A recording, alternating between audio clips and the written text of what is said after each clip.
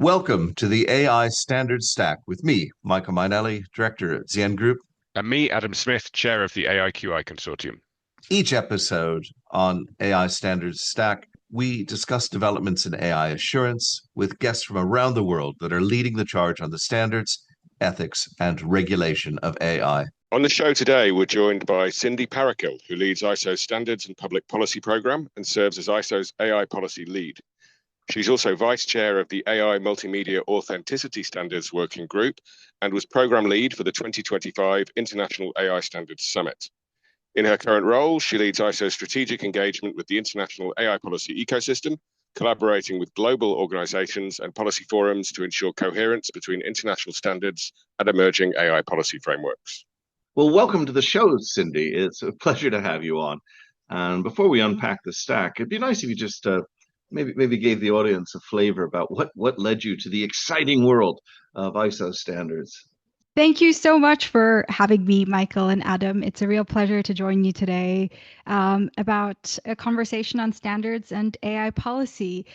Many roads sort of led to where I am at this point in time with ISO. I started off my career at the UN, working on trade capacity building and development, which is where I first came across quality infrastructure and standards, and understood that it is a very important part of facilitating trade, enabling market access. So I wanted to learn more, and that's where my journey began. And I was first with BSI, the British Standards Institution, and now I'm here at ISO. Oh, fantastic. Now, a career as an economist, because you trained at Oxford, is that right? Yes. And then in Africa with UNIDO, and now ISO. But how did you actually get into standards, Cindy? So what really drives me is solving real life problems. And through my work, what I quickly realized is that standards are really powerful tools. They're versatile and they can help a wide range of stakeholders solve very concrete problems. But they're also one of our best kept secrets. And I think more people need to know about standards and the value they carry, which is how I entered the space, and I'm doing work with regards to that. So, particularly you mentioned my work in development and in Africa, and through the work I've been doing, what I saw is how powerful standards can be in terms of very practical things like facilitating trade, literally moving a product across a market, across a border, how standards can support innovation, regulatory cooperation, and, from a developing country perspective, how it can really help them participate in global markets. So I really see standards at this intersection between policy, markets, and implementation. And that's what really made me want to go deeper into this world and see how stakeholders such as governments can really leverage standards to help provide clarity and go from, policy ambition to practical implementation. Well, that's great. The kind of the passion here behind the power of standards to do beneficial things. Really, really good. Well, you're at ISO now, which of course is in some quarters, sort of the pinnacle of all of this, and it's best known as a technical standards body. But your role is explicitly about policy engagement. So how do you describe ISO's place in the broader AI governance conversation alongside the bodies you mentioned earlier, regulators, governments, industry, bodies like the OECD or the UN? Where do you think ISO's influence is most felt? We're seeing a lot of recognition on the role of standards in global digital governance conversations. International standards, are reflected in discussions around the Global Digital Compact and so on. There is significant awareness on the importance of standards, but when we think about AI governance, I think of it in a very layered manner. It is very much a layered ecosystem. So at the one level, we have international law, soft law, and national legislation, regulatory guidance, and policy frameworks. And this is very important because that sets out the principles, the expectations, the direction. So what governments and societies expect from AI systems. But organizations still need to understand what those requirements mean in practice. They need the tools, the processes, the terminology, the risk management frameworks, the management systems to help them deploy and use AI safely and responsibility, and standards help fill that gap. So when I describe ISO's place in the AI governance landscape, I would say we help bridge policy ambition with practical implementation. The relationship between regulators, governments, and standards is something I find fascinating. And I've seen quite a few different models, and this is not an exhaustive list, but one example I can think of is in medical devices, where governments got together and aligned the differences in their regulation in order to enable ISO to come up with a global standard. Another model is, of course, the European model, where the regulators ask for specific standards to be written. But there's also other models. So I'm thinking in AI, when the OECD got together and came up with I can't remember exactly what it was called, but it was a piece of work around incidents. They then brought that to ISO IEC and said, can you finish this off, integrate it with your other standards and publish it as an ISO IEC standard? And then there's also the kind of more implicit model in that courts and regulators will usually defer to a technical document where a group of experts have reached consensus. And I'm sure that's not exhaustive, but those different models are really, really interesting to me. Absolutely. And I think that is the value of having governments, international organizations, and other stakeholders participate and engage with our system.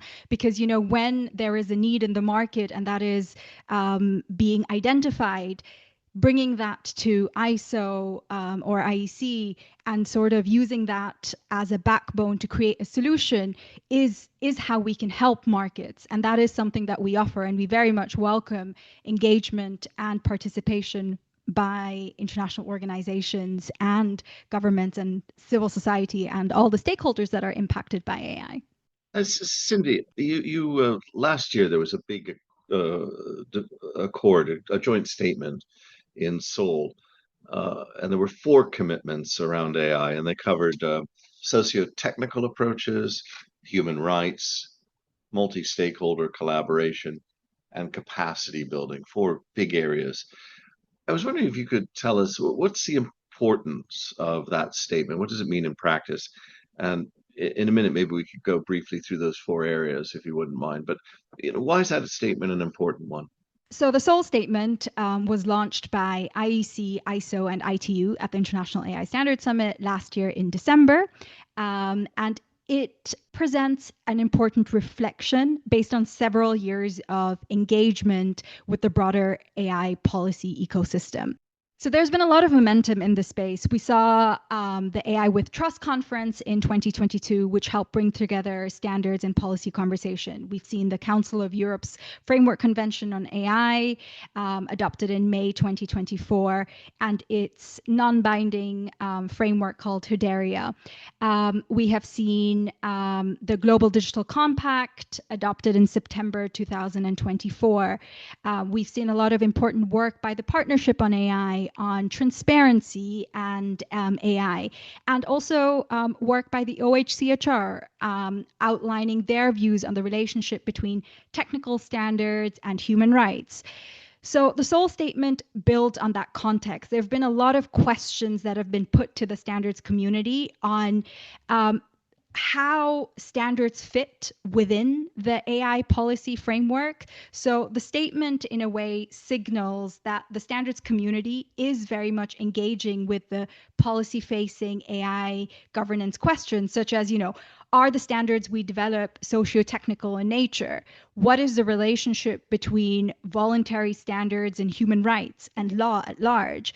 In our standards development, are all voices heard? The multi-stakeholder collaboration aspect, and how do standards work in practice? It's great to say that standards are there, they help solve problems, but how do standards work in practice? So this is some of the rationale why we decided to put out our position, a statement, basically saying we hear these questions, we understand these are important, we don't have the answer to all the questions, and we are, collectively looking at responding to these needs. And I should note that the Seoul Statement has been very well received by UN agencies, international organizations, development banks, policymakers, media, and it's really reinforced or helped reinforce the idea that international standard organizations should be partners at the table when AI governance is discussed.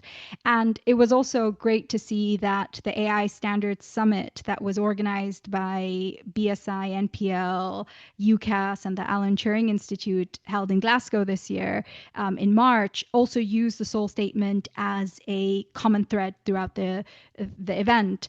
And maybe what I can also just say is the Seoul Statement is also being discussed within the technical community.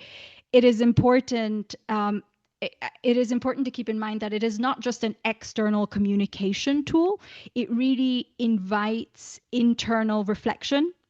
It asks, are we doing enough to respond to the needs that are raised by our stakeholders, governments, regulators, civil society, industry, and users? Are our standards responding to those needs? If yes, great. Is there anything that we need to do going further? If so, what? And who should we partner with? So these are some of the questions that we're grappling with. Well, we've got a lot of other questions to attend to, but first, just over to Adam, and then I would like to briefly walk through those 4 areas. Adam? Yeah, just to reiterate the importance of this and confirm that internal reflection is happening in the technical standards community. The inclusive participation and the multi-stakeholder collaboration is what makes standards progress faster, and it makes them get adopted more widely. So it's crucial. Human rights and societal concerns have been on our mind since the very first work in the AI committee in ISO IEC. So over the years, we've written about them quite a lot. But of course, there are limitations on what we can do in ISO IEC. And even in Europe, we did a podcast recently with James Geely, who's been working on integrating fundamental rights, as we call them in Europe, into technical standards. And while we've managed to do some great things, like take the definition of harm from product safety and incorporate not just harm to health and safety, but harm to human rights, we haven't been able to go much further than that in a technical way, because it quickly becomes very complex and legal and starts to rely on case laws and things like that. So let's just have a quick look, if we could, at those 4 areas. And I know they're quite extensive and exhaustive, so we don't need to go through them all, but some of these are quite abstract concepts, socio-technical approaches. So, what sort of progress has been made on that? So in terms of the first commitment on socio-technical, it really is about the idea that outcomes depend on the interaction between social and technical elements rather than the technical design alone. And within, as Adam said, ISO and IEC standards have long accounted for these dimensions, but these are questions that we are getting. And what the Seoul Statement tries to do is invite this precise reflection on whether the current practices systematically captures the socio-technical dimension. Then on the second one, the second commitment, which is about understanding the interplay between standards and human right.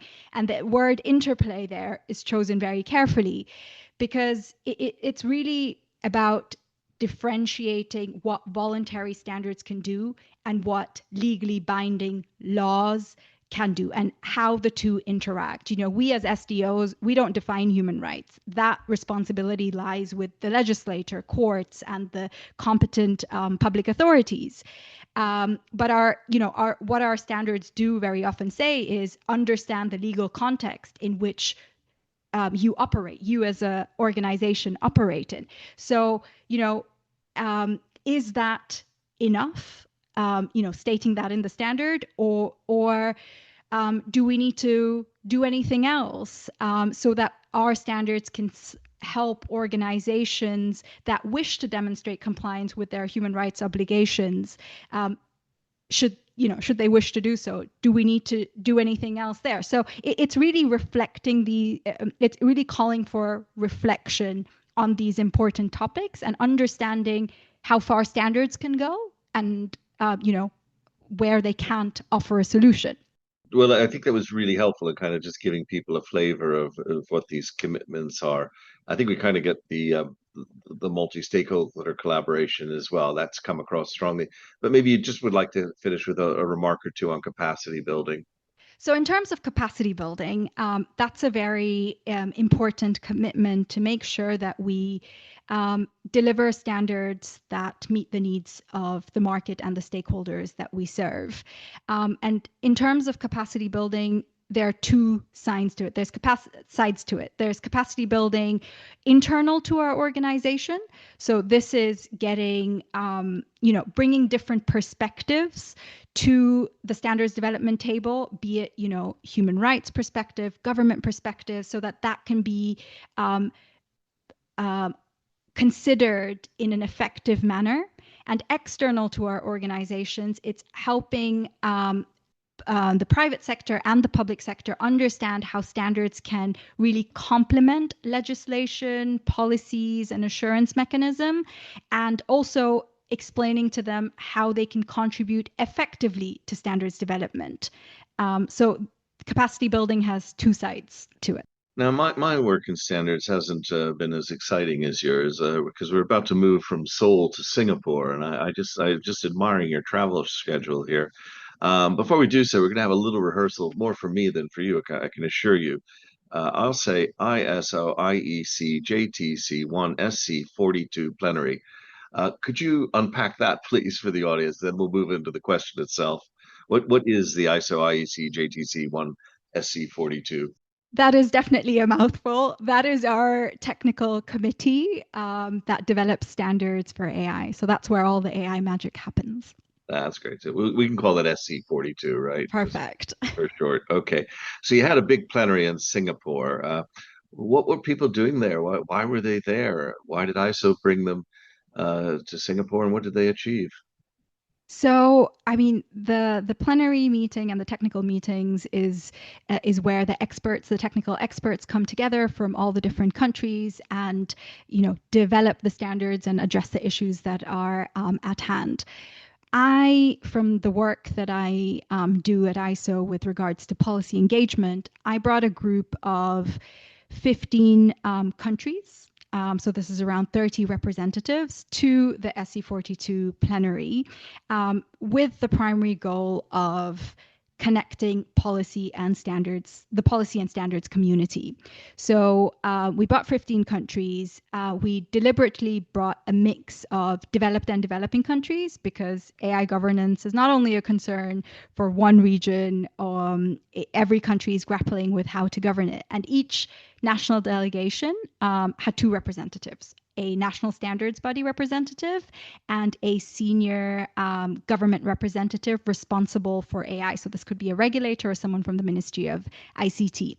And we brought them together because, pooling their unique knowledge and skill sets, the aim was to encourage collaboration between these stakeholders at the national level to help governments solve policy challenges that they are grappling with. And we brought them to Singapore because we wanted them to see how standards can help achieve national policy objectives and how they can also contribute to shaping those standards.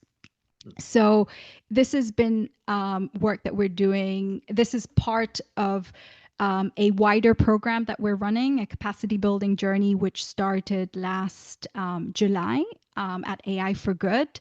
And the first workshop was held alongside AI for Good, where Amandeep Singh Gill, from the Undersecretary General, launched the capacity building journey. The second stage was at the International AI Standards Summit, where the delegates, really engaged with the Seoul Statement and reflected on the role of international standards in AI governance. And this last workshop in Singapore was really focused on showing how how ISO and IEC standards are actually developed.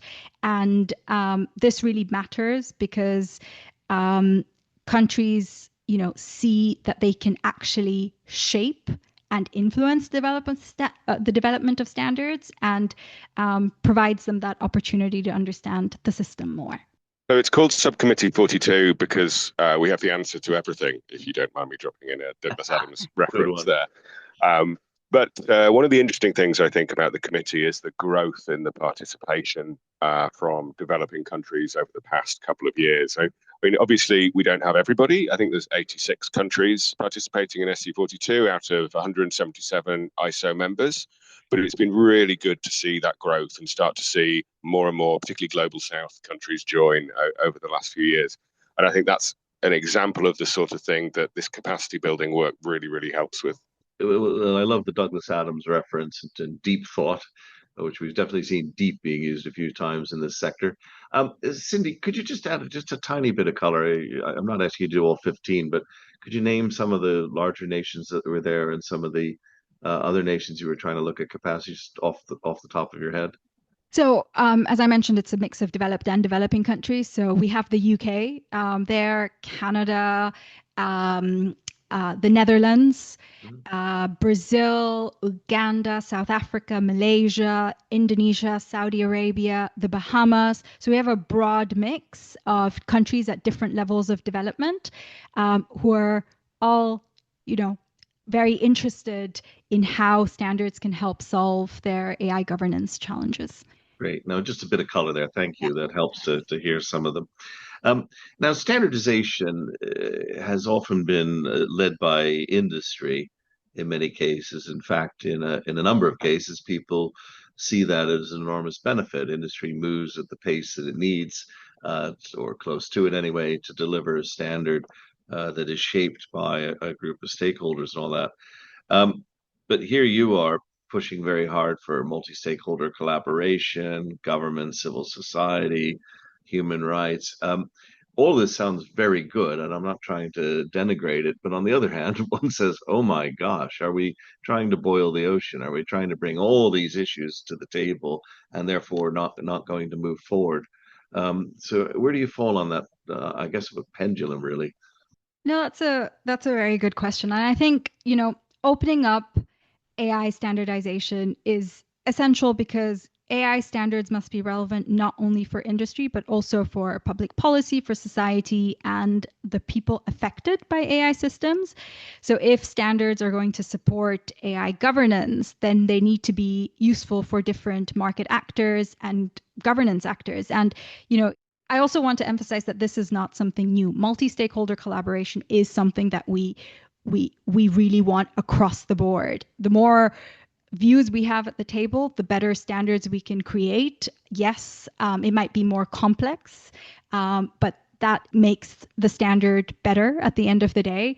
And, governments and regulators, they bring an understanding of the public policy objectives. They can help ensure that standards are relevant to regulatory needs or national strategies, can be used in procurement policies. And at the end of the day, we want these standards to be used. Industry brings, practical insights into real world use cases, implementation constraints, technical feasibility, and so on. Their perspective is also very important. Academia brings, research expertise.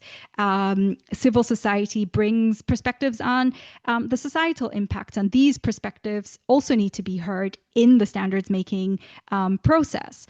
And, the more perspectives are represented, the more relevant and legitimate the standards become. And this is also what we really emphasize in the Seoul Statement, just going back to that. AI or technology takes a socio-technical approach, and that cannot happen if only technical experts are in the room. So we need these other perspectives to be there, who maybe have a better understanding in the legal context, in the institutional setup, in the social impact, and the human dimension. So it's really having those different perspectives around the table. And there are many. I can give you a few examples of the real life value of having these various stakeholders as well. But perhaps we can come to that later. Go ahead. Let's have one. That'd be useful.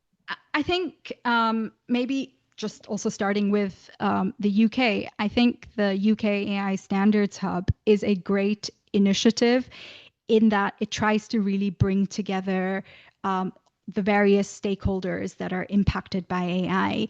And it also helps to demystify the standards landscape and supports more informed participation. So it's not just about increased participation, but it's also helping wider stakeholders understand like the value of standards and how standards can help them.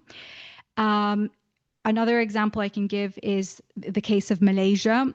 The Malaysian government, as part of the capacity building work that we're running, has been part of the capacity building journey and is very exposed to the value of standards together with the national standards body in Malaysia.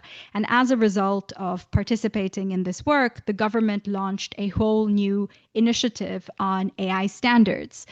And this, was a outcome of the collaboration between the government and the national standards body. And what it does is position international standards as the operational foundation for AI governance in the country. And this is a good example of what happens when the right actors are connected around a shared goal and what they can do nationally to help achieve AI governance goals. I totally agree. And, I think we're certainly at a peak of concern about how technology, especially AI, can impact societies and cause also ethical concerns. And I think it's absolutely crucial that trade unions, consumers, and all sorts of other relevant interest groups are enabled to come to the table. That doesn't mean that we should centrally make sure they all come to the table. That means we need to create pathways and tools and enable them. There's also well-documented concerns about the dominance of certain industry groups within international AI standards. So it's really important that we make sure that we're inclusive and create those pathways for other views, as well as ensure that industrial groups from different countries and sectors are enabled to join as well. And if I may just come in on that, just to add, Adam mentioned our membership, 177 national standards bodies, and I really want to highlight how important their role is in making sure that these voices are at the table, because at the end of the day, at the national level, all these stakeholders can participate in the international standardization system through the national standards body, and that stakeholder engagement is very important to creating these standards. Now, this is sort of a question for both Cindy and Adam, before we move to the final question. I do a lot of work, for example, in the space sector, and the space sector's best model is actually the maritime sector. There are just so many crossovers between the two sectors. It's almost uncanny. When you look at standards, and SC42 is one of many SCs, is there another SC or another standard sector that you often look at and say that's actually a pretty good model or a good analog for what we're doing here in SC42? Yes, actually. So I'd say in international standards, often we look at cybersecurity. So you'll see a lot of similarities between ISO IEC 42001 and ISO IEC 27001 for information security. And I'd say at a European level, because it's a completely different approach to regulation, I think the medical device sector is probably the closest. Cindy, any thoughts from you? Nothing more to add to that than what Adam said. Well, time is ever pressing, so I'm just going to move on to a final question area. Now, ISO has been investing in capacity building for governments and standards bodies on AI, and you, Cindy, have been linking that work with practical training around 42001 and 42005.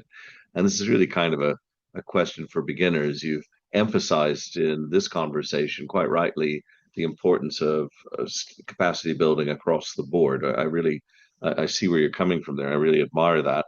But for an organization or a country that's just starting to engage with AI standards, what's the most important first step? What's the biggest barrier you see to uptake? How can ISO or AI quality infrastructure? Somebody help them. I would say the first step is to really understand the value proposition of standards. I mean, we know standards can help enable market access, enable regulatory cooperation, help with interoperability, build trust, and so on. Um, Standards can help organizations understand what good looks like in practice. But what is equally important to understand is what standards cannot do.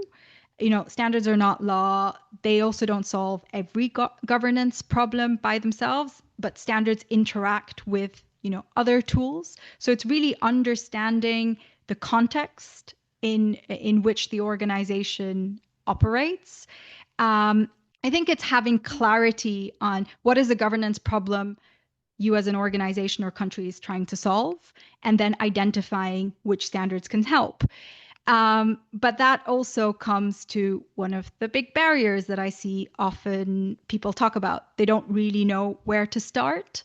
The standards landscape can look very complex from the outset. And as you said, we have many acronyms and numbers that, may not be very intuitive for someone.